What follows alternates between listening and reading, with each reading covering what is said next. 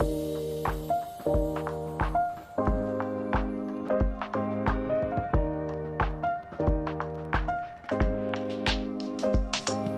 guys, welcome back to my channel. In today's video I invite you to join me for coffee talk about fear. I chose this topic because we read a book, Feel the Fear and Do It Anyway, as a part of our Hello Moxie mentorship program. I understand that fear is something that is always a part of our lives. And I also understood that I started looking at it differently throughout the years. For a long time, I thought that successful people don't feel fear. I thought that the smarter you get, the more experience you gain, especially as a woman in tech, the less fear I would have. But that turned out not to be true at all. In fact, the more I learned and the more experience I gained, the more insecure I felt myself. Sometimes, because I understood how much I still don't know. So I would like to start with briefly mentioning what the book is about. It was written by a psychologist who focused on fear, self-development and personal growth. And there are a few ideas in this book that I found really powerful. For example, one is that the truth is that fear is not going anywhere. The more you grow, the more fear grows with you. It's just going to be another level. And I think the sooner you realize it, the easier it becomes to build resilience and accept the reality. The goal is not to eliminate the fear, the goal is to move forward with it. So I think why it really resonated with me is because for a long time I had imposter syndrome. As a woman in tech, I used to believe that at some point it's going to go away, that at some point I'm going to gain enough experience and finally feel myself completely confident in what I'm doing, and that one day would just arrive. But as I already mentioned, it just feels like the opposite. The more I learn, the more I see how much I still don't know, and if you don't learn how to deal with this feeling, you are just going to get stuck and you can start doubting yourself, losing the motivation and slowly drifting away from your goals. So what comes next? Another very powerful message in this book is the I can handle it mindset. It's probably the biggest concept for me personally. Susan Jeffers explains it. The real fear is not the event itself, but the thought, what if I can't handle it? And the shift happens when you stop asking, what if this goes wrong? And you start saying, whatever happens, I can handle it. And I just want to pause here for a second to let it land on you. And this is not a toxic positivity. It's not pretending that everything will be fine. It's about building internal trust. Because I see this pattern a lot in my own life. For example, I am still at my probation period at work. I could catch myself thinking, what if they are going to fire me tomorrow? A few years ago, I could just let this thought reappear every single day in my head, and that would make me very, very anxious and nervous, and I would be afraid to make mistakes, to speak up, to take new challenges. I would try to be as silent as possible in order to avoid doing anything wrong. But it's not a solution. So the shift happens when now I ask myself, so what? If it happens, what can I actually do? I have savings. I have my fiance who is working and could support me. I have, luckily, my parents, even though they're in Kazakhstan and the financial situation there is worse, they would still help me if I really needed it. So realistically, I'm not going to end up sleeping on the street. I also would just start looking for another job. So eventually I would figure it out. When I look at the situation with this perspective, when I remind myself that I will find a solution if something happens, also not even certain for 100% that it will, it suddenly becomes less frightening. And that's where resilience starts. It's not about controlling the outcome. It's about trusting that if something happens, I'm going to deal with it. It's about trusting the universe. It's about letting go everything that you can't control, but taking actions into something that you can control, for example, your mind. And eventually you will find a solution, you will find the support from people around you, you will find the support from the environment. And that's why I can handle it mindset feels so powerful to me, because it replaces panic with trust. Another point that I liked in this book is the idea of thinking more positively about your decision, following what she calls the no-lose philosophy. So what does it mean? It means when you face two choices, it doesn't actually really matter as much as you think which one you choose. So whatever you choose can become the right choice for you. And when you stop looking at decisions as right or wrong and stop being afraid of making a mistake, you automatically become calmer because the pressure decreases. Eventually, whatever you do, there are two possible outcomes. Either you succeed or you learn, but you never truly fail. With that mindset, there is no real loss and no regrets, because even if something doesn't work out the way you expected,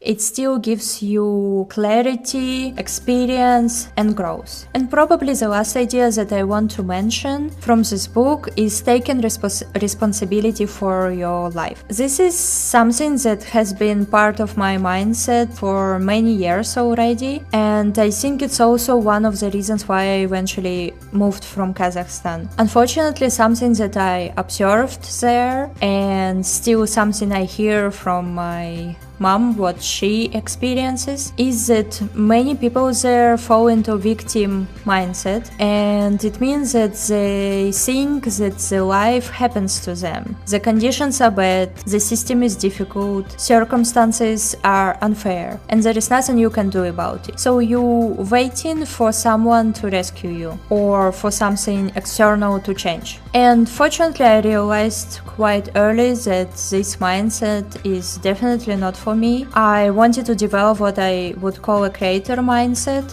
which means that I take responsibility for my own life. I accept that I cannot control everything, but I can control my decisions. I can choose how I respond, and I can build the life I want step by step. And when I read this part of this book, it just made sense, this idea of connecting the dots. It confirmed many choices that I made in my life, and I just felt grateful that I understood it very early, and this waiting part was eventually not my strategy, but the building part was. So with all that said, what you can practically do about it? First of all, I think the best advice from this book is to take action, because action reduces fear. Waiting increases fear. So if you have something in your mind right now, something that you've been thinking about for a long time, you wanted to do it, but you are afraid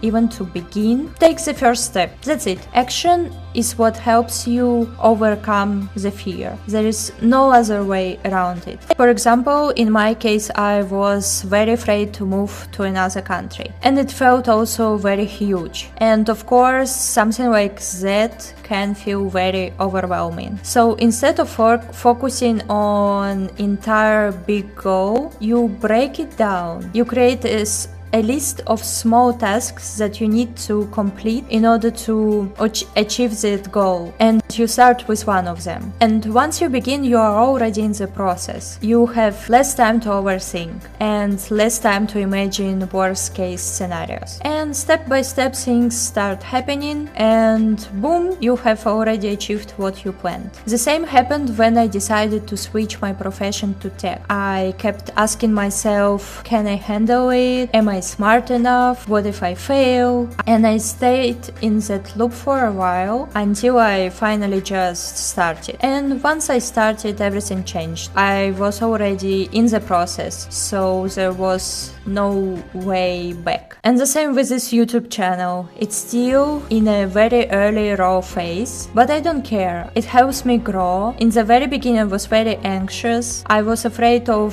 what people would think. I was afraid of being judged or criticized. But when you do stuff or when you get things done, you just stop caring at some point and you focus on what you want to build and you continue. So again, actions create confidence, not the other way around. You don't wait to feel confident and then act. You act and confidence follows. And now let's get even more practical. If you watch one of my previous videos and you know that I'm good at building systems and routines, so let's connect this idea with what we learned about fear. And let's shift from I want to stop being scared to how can I build the capacity. So again, the goal is not to feel fearless. The goal is to increase your capacity to handle discomfort. We need to shift from I will act when I feel confident to I will build systems that will move me forward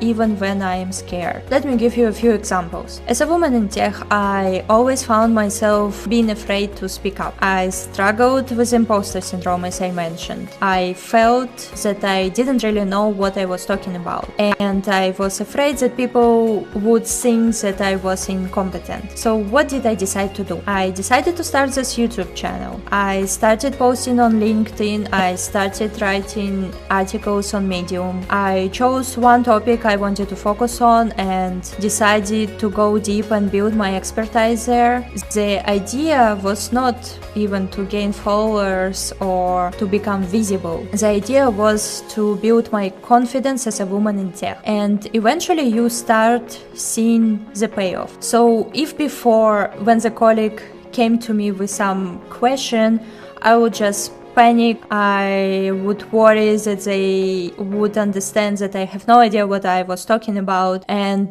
eventually it would hurt my professional growth. But now, after creating many videos, after explaining difficult topics with simple language, I just know that I can do that, and even if I don't know the answer, I'm going to give myself a permission to ask for 10 minutes break and go do small research and then return to him, to this colleague, and to explain what I found out. All this content creation area changed eventually how I feel myself in the tech area, in my professional area. This is how I build confidence, not by waiting when, but by creating it through actions even in another area of my life. Also, for example, by speaking on YouTube, it is training my communicational skills. Mostly I'm practicing speaking in English, which is also not my first language, but my next step, for example, is to create videos in German,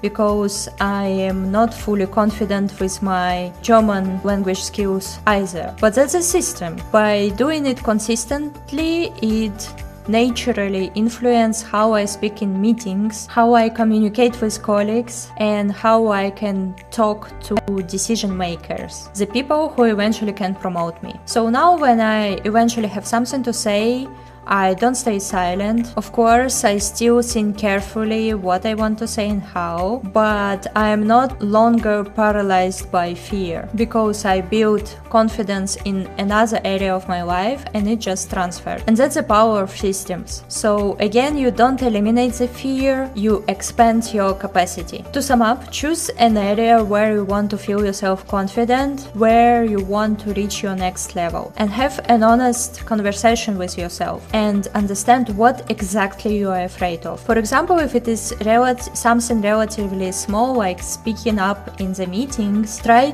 to build confidence using another tools, like I did with my YouTube channel. Talk more in front of your friends. Practice expressing your thoughts clearly. For example, if you want to start with public speaking, there are so many ways to do it. You could take acting classes. You could attend meetups, especially smaller, cozy ones where there are not so many people and you can slowly get comfortable. That's actually how I started with public speaking. When I was first asked to give a presentation at a conference. I started by speaking at a local meetup. I knew that there would be only 20 people at most, and the atmosphere would be supportive. I knew that even if my presentation wasn't perfect, people would still encourage me, and it made it much less scary. That's how you start. You build your confidence in a safe but slightly uncomfortable environment that is connected to the area where you want to grow. Another very practical thing that you can do is document your small wins. Every time when you survive something scary, write it down. Start with small steps. If it is about speaking up, write down every time you contributed in a meeting, every time you introduce yourself to someone new, every time you explain something clearly, because even small moments count. And this is the way how you build evidence. Evidence that you handled it, that you survived it, that you grew from it. And then confidence becomes evidence-based, not emotion-based. And again, remember about I can handle it mindset. Before asking yourself what if I fail, try to rephrase it. If I fail, I will learn. If they reject me, I will apply somewhere else. If I am nervous, it means I care. If I am afraid, it means that I am growing. So to sum up, fear didn't disappear when I became a developer. It didn't disappear when I changed jobs or gained more experience. It didn't disappear when I moved to another country. It didn't disappear when I started YouTube channel, but my ability to handle it grew. And that's how I continue building my confidence. So if you're waiting to feel ready, stop right now. Start building small systems. Take small steps. Collect proofs that you can handle life. And fear might stay, but you will grow. And I would love to know your opinion on this topic. If you want, you can share with me what is one thing that you have been postponing for a long time because of fear, and what is the steps that you can take now. So thank you for spending this time with me. I wish you a great day or morning or evening wherever you are and whenever you are watching this. And like and subscribe, it really helps my channel, and I will see you in my next video vlog chat. Tschüss!